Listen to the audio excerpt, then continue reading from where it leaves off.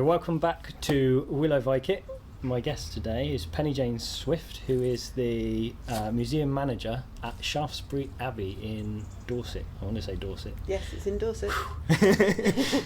Just. Very close to the Wiltshire border. So what is it you do here? So here at the Abbey, it's a museum. So it's in a ruin of an abbey. So here we try and tell the story of life in the museum and what was here. So the first abbey was built in 888 by King Alfred the Great, who's my favourite king. I mean, he's the only one called Great, so he's got to have been pretty good. Yeah.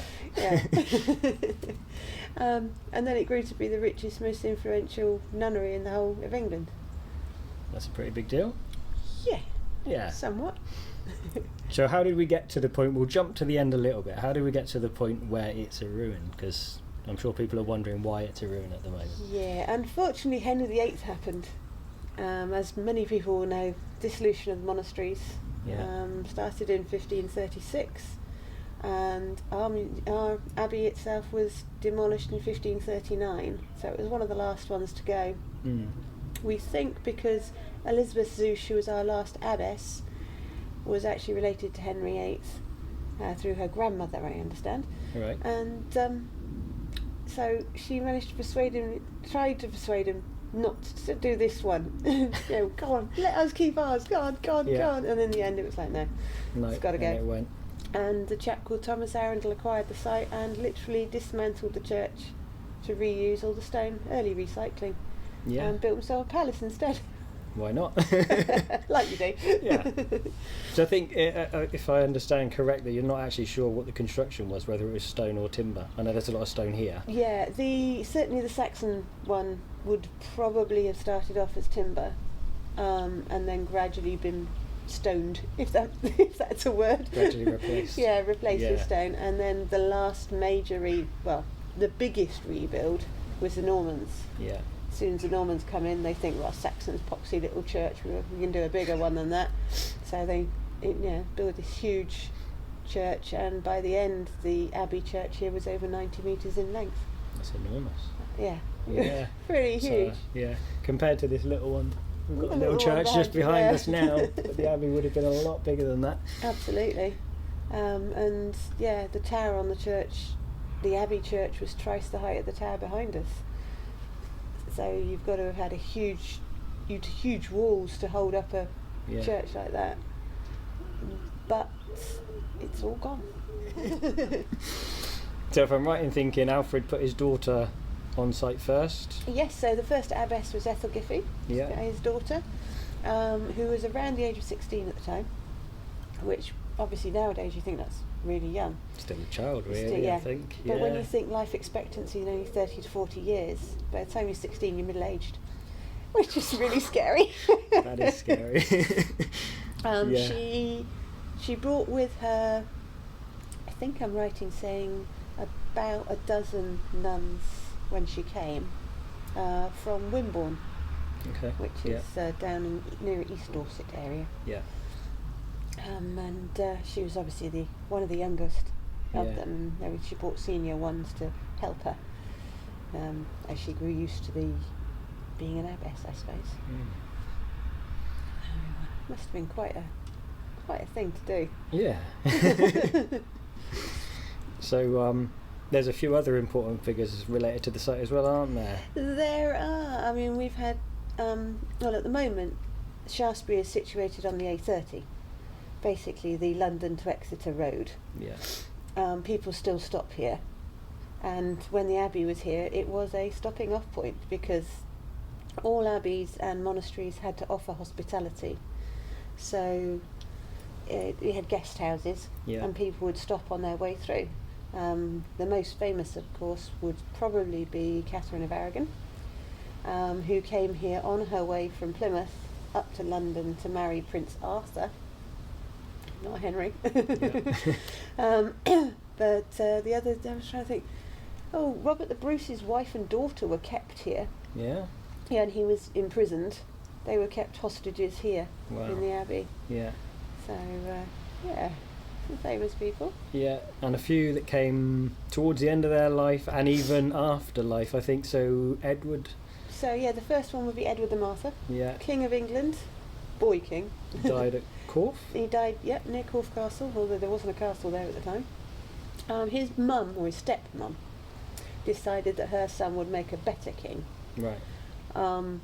So she tried poisoning him. That didn't work. Lovely. So then she sent some men after him when he went out hunting and dragged him from his horse and paid to him, shall we say. Two stories as to what happened to him after that. First is that they dropped his body down a well. Yeah. Second one, possibly more of a story, shall we say, was that his body was hidden in the hut of an old blind woman in the forest. Yeah. And when his friends came the next morning and found the hut, the blind woman could see. Interesting. And that's the first It's a miracle of St. yeah. Edward. So when a couple of years later his brother felt a bit bad about having had his brother being murdered. Bit guilty. Things weren't going well either, because his brother's Ethelred the Unready. Not the best of our kings either. Things weren't going well for him. The Danes were harrying the Wessex, so he had his brother's body brought here to Shaftesbury, to the abbey, and buried in the grounds originally. And then in the year 1000, when the Danes had beaten him down in Hampshire and were heading towards Exeter, the body, uncorrupted body, they say, hence is sainted, was brought into the abbey church, and it stayed here, and his bones stayed here until the late 1970s, early 80s. And then he got moved. And he was moved to Brookwood in Surrey. Okay, so that's where he is now? That's where he is now, with the Brotherhood of St. Edward. So you don't think they're going to let him come back at any point? They said he could come back as long as they could come too. And we'd have to find somewhere for them to stay. Interesting. Quite a task. Probably not. No. And one more. Yeah. King Canute. King Canute. There's our Viking connection. That's our Viking connection. He fought the Saxons in a place called Gillingham, which is just north of here. And the place is, the actual battle site is now called Slaughtergate. Nice. And is the home of the North Dorset Rugby Club. Ah. Fair enough. Is that the name of the rugby club? It's not, no. So he was injured during the battle. Yeah. And even though he was a pagan at that time, they still brought him here to the abbey, to the nuns, to be healed. And then obviously when he became King of Wessex and England, he converted to Christianity. And he gave quite a lot of money and land to the abbey as a thank you. Yeah. And then when towards the end of his life, when he wasn't feeling very well, he came to see what the nuns could do for him, and unfortunately there was nothing they could do. So he died here? He died here. Wow. And obviously then he was taken to Winchester to be buried. Yeah. But there is a story that part of him was left, as they did sometimes in those days. Leave your heart somewhere, or... Yeah. Yes, they think part of him may have been left in a glass vase, or a glass bowl rather, which is one of the last existing English Saxon glass bowls. And I think I've seen it in the museum. You've seen the picture in the middle? Picture of it, yeah. Because the original one's in Winchester still at the moment, but we're hoping to get it back. Fingers crossed. Brilliant. So, Penny, we'll move on to some food. So, I had to prepare your food yesterday, I'm afraid, so it's not fresh. That's fine. Given that they have little or refrigeration, shall we say, then I'm sure it'll be fine. So what I've done is taken inspiration from the story of Alfred's cakes, which I think you're sort of familiar with. Yes. So for those that don't maybe know, short version is Alfred is fighting against the Vikings down in Athelney. Yeah. The Somerset marshes. He's hiding, and he happens upon sort of a small cottage, I think it was, where there's a fisherman and his wife living, and the fisherman goes out for the day, and Alfred is left in charge of what's sometimes referred to as cakes, sometimes bread, which is cooking in the fire. Presumably it's a poorer household, and so for some reason people say that they would have only had ovens if they were wealthy. I'm not sure about that one, but so they get often referred to as ash bread, Okay, because they would just be cooked in the embers. So I've played with that idea, brought a few things along for you to try, and maybe we can discuss them, and we can decide which one we think maybe was most likely for the time for what maybe Alfred was eating. So Alfred does unfortunately burn the lady's cakes, and she gives him a bit of a telling off. Yeah, isn't the story that he was so deep in thought about the strategy for the next battle? There's variations. Sometimes they say he fell asleep because he was tired from war. But whichever way, the fisherman's wife comes in, has a go at him for, she says something along the lines of, "Why is it that you can leave my cakes to burn, and yet it is you that'll eat them," or something along those lines. I've probably butchered that quite badly, but I think most people get the idea. But I believe it was written about 300 years after Assa's, so potentially it's a made-up story anyway, whether it was to make him look more humble. It does seem to be the one that everyone remembers. It is. I'm not really sure why that would be. I think everybody remembers people making mistakes. Yeah, and maybe the humbleness of the fact that he lets the lady tell him off. Yes. And he doesn't say, "I'm your king." Yeah. As far as the story goes, he never tells her that he's the king. So that's true. Yeah. He Which obviously makes you wasn't wonder. wearing his poshest outfit either. No. Well, then it makes you wonder where the story, if it was true, where it would have come from, because there's two people in the room. Yeah. The fisherman's wife and Alfred. And as she doesn't know who he is, it kind of... Yeah. So yeah, it's probably made up. We'll tuck into some bread, and I will I'm looking forward to this. tell you some other things about it that... I have tried your food before, so... That's always good. So first off, I've made black bread, which is basically bread, but with a little bit of blood mixed into it. So being resourceful, not wasting anything, they probably would have added things like blood to the bread. It's a good source of protein. Yep.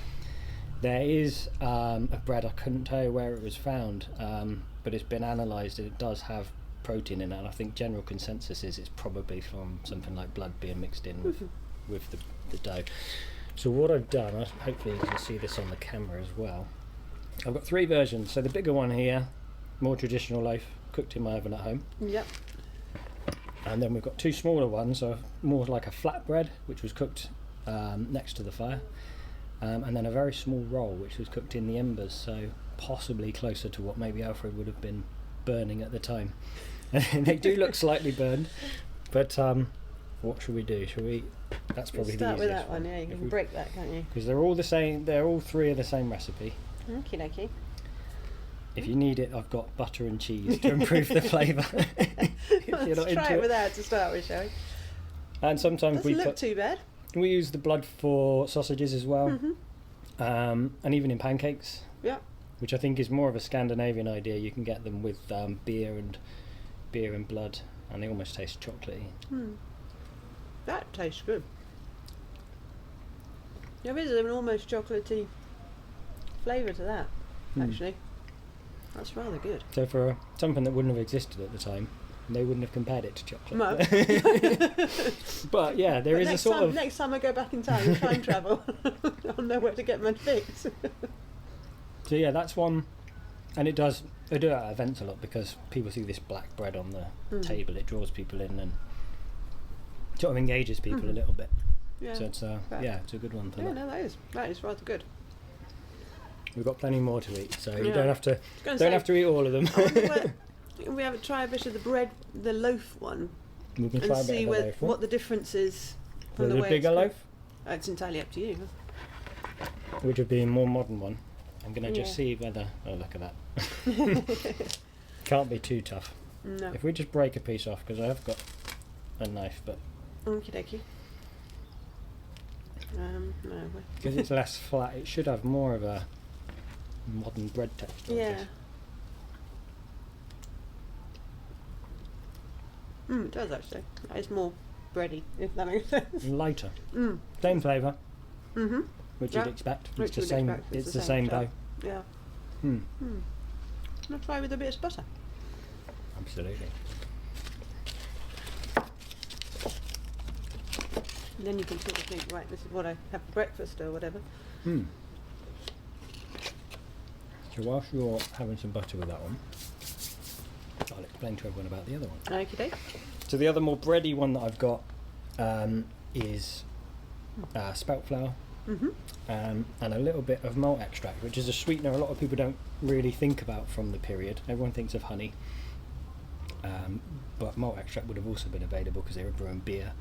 Yeah. So it's another possibility. So I've done exactly the same thing. We've got a flatbread, which I must admit, a little bit burnt on the bottom. So that's the Alfred. Deliberate though, surely. I did toy with the idea of pretending that I meant to burn it, but no. And then a small roll again, and then we've got a bigger loaf, which is slightly better looking than the black one. Doesn't look quite as appetising, although it tastes good. Yeah. So this one smells a bit sweeter as well. Well, I like a malty bread, so... So if we go down the same route, I think. Yeah. If we break the flatbread. Yep. So this is a bit like the one you made when you came here last time. But I think you fried them. I can't remember what I made last time. Yeah, I've made a few things since then. You made some very nice flatbread, but you fried it rather than ovening it. Oh, because it was raining and... It was raining a lot that day. It was raining a lot. I remember that.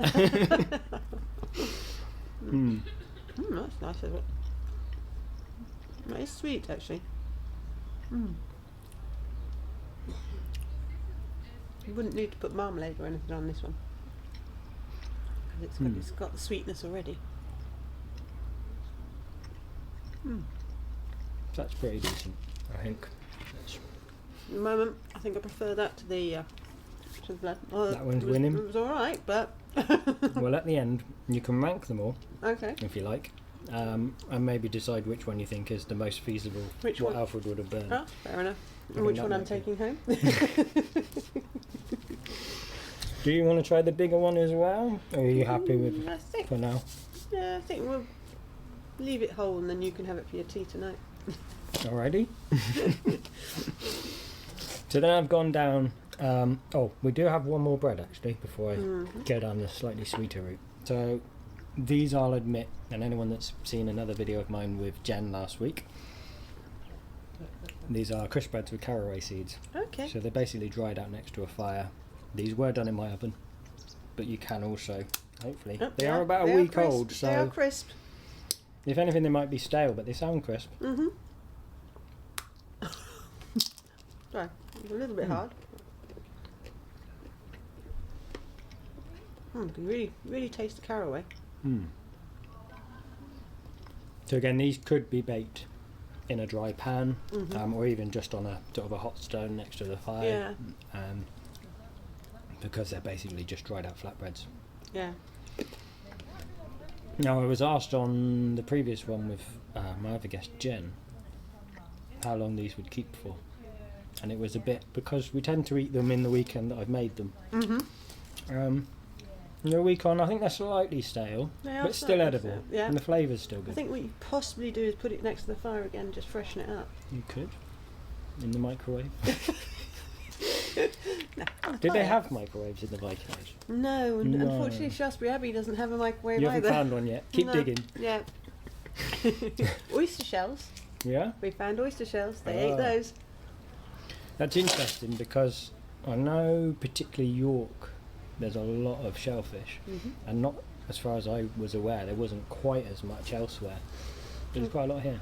Well, given that how far Shaftesbury is from the sea, which is a good hour in a car, the fact that we get a lot of oyster shells up here, but Shaftesbury Abbey owned land down near the sea, so the tithe that was paid would have been barrels of salt fish and shellfish.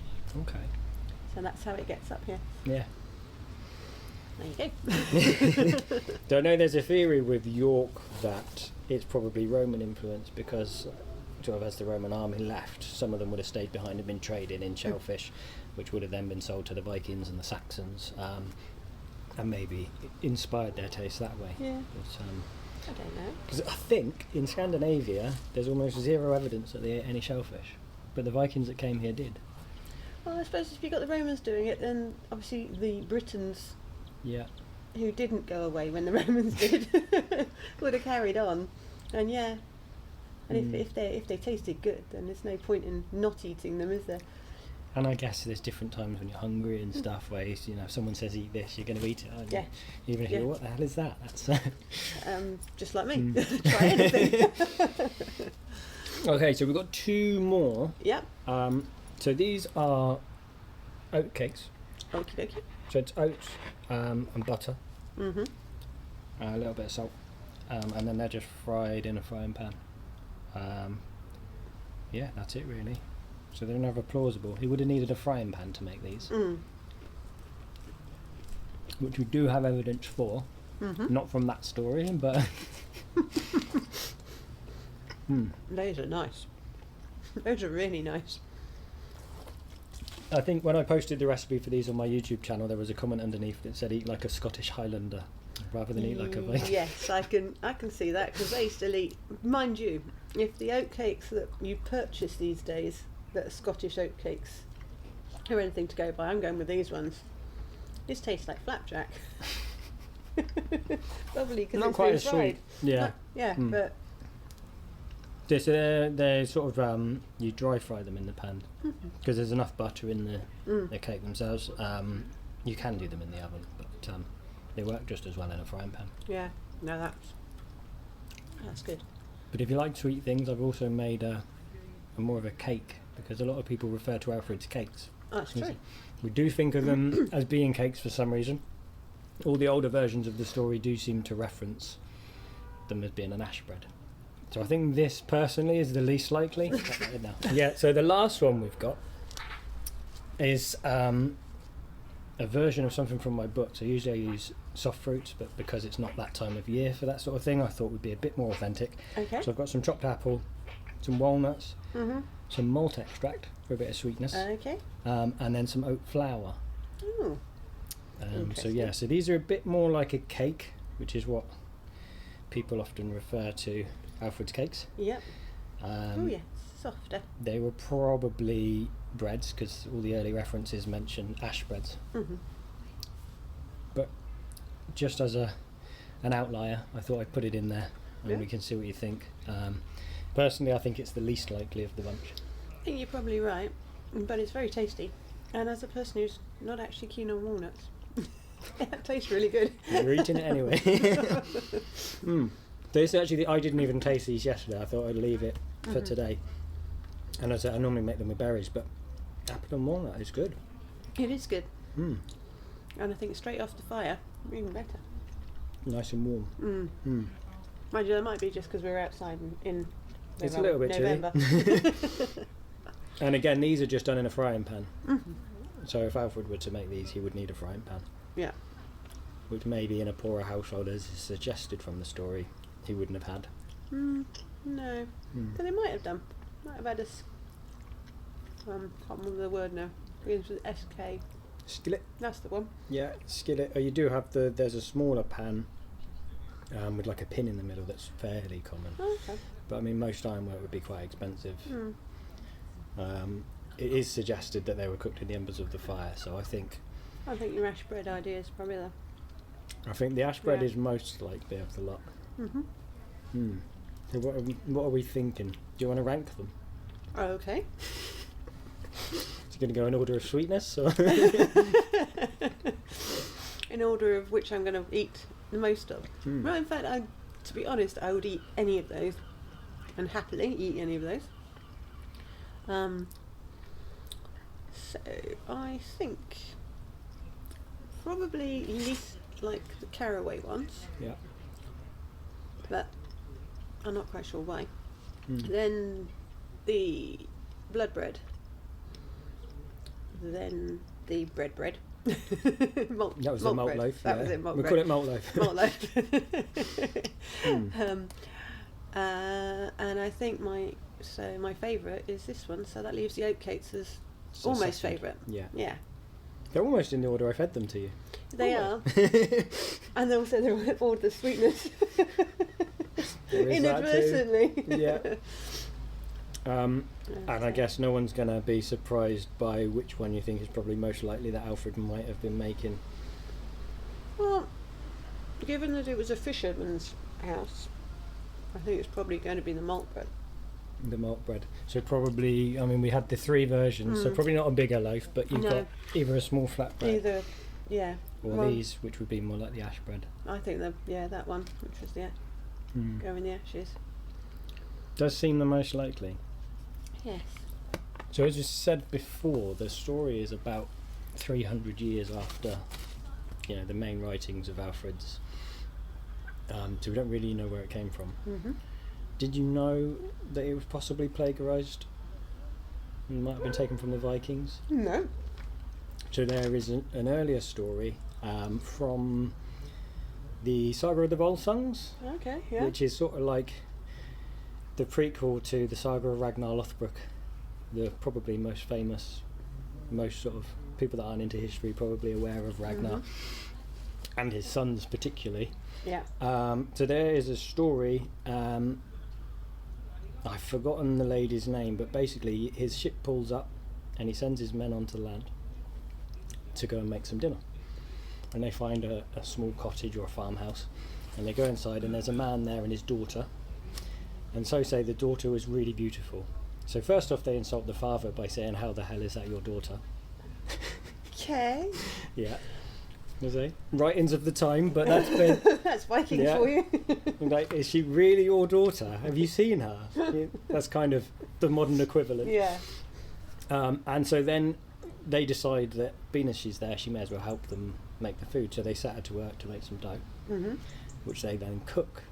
And unfortunately, she's so beautiful that they get distracted and burn the bread.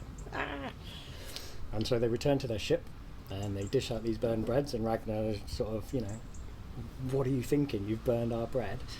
And they sort of say, no, it wasn't our fault. You see, there was this really beautiful lady and we got distracted. And he doesn't believe them, so he goes to find out himself. And of course, he agrees with them. He later marries her, and she's the mother of Ivar the Boneless and all the other famous Viking marauders that come to England. So there is a theory, and I don't know how many people believe it, but there's a theory that story is where they took the Alfred the Great one from. Okay, I can see the possibility. They are quite different stories. They are pretty different though. Other than the burned bread, I mean. Yeah. Burned bread, fire. I think that's probably as near as they are. Yeah. But, I don't know. Interesting concept though. Yeah. I mean, it's only something I read about just in the last couple of weeks, but I don't know how I've sort of missed that before, because I have read the Volsung. Excuse me. I have read the Volsungs before, but for some reason I missed the burned bread. Yeah. But I guess it's a small detail in a big saga. It is. Like when we're all taught as children that Alfred burned the cakes. Alfred burned the cakes, yeah. So, just a few questions that I'm kind of asking everybody to end the thing. Is, do you think you could survive on a Viking Age diet? Yes. You do? Yeah. That was easy. That was very easy. Given that Vikings ate meat, bread, vegetables, I think I can survive on that. Okay. It's pretty much what I eat these days, to be honest. So to follow on from that, is there anything from now that you'd miss on a Viking Age diet? Well, possibly a potato. A potato? Okay. But the Vikings did go to America. So they might have had... If I was a Viking that had gone to America, I might have had potatoes. You may well have, I guess. That's something we can't say for sure. No, yeah. It's one of my favourite foods, so potatoes. Potatoes. It's an interesting answer. I've had a few so far, and I think largely it's coffee or sugar. Yeah, well, you see, I don't drink much coffee, and I'm quite happy with honey rather than sugar. So you'd be alright. So I'd be fine. Cool. Especially with your apple and walnut cakes. Those are good. And the oat cakes. Those are pretty good as well. Well, if we do a quick wrap up, and then you can carry on eating. Oh, fair enough. I won't take up too much of your time. So where can people find you and follow you online, that sort of thing? Okay, so we've got a website, Shaftesbury abbey.org.uk. Yeah. We're also on Facebook as Shaftesbury Abbey Museum and Gardens, and I think the Instagram page is the same, Shaftesbury Abbey Museum and Gardens. Okay, I'll make sure I pop some links underneath so people That'd can be find great. it. Yep. Yeah, well, thank you for coming on. And yeah, and everybody who's watching, please come and visit Shaftesbury Abbey. We will be open again in March. Perfect. If you enjoyed the podcast or want to hear more, remember to like and subscribe and give me a rating. For recipes and ideas, visit my website saxonforager.co.uk. I also have 3 cookbooks available to buy on Amazon worldwide. These are Eat Like a Viking Volumes 1 and 2 and Eat Like a Halfling. Thanks for watching!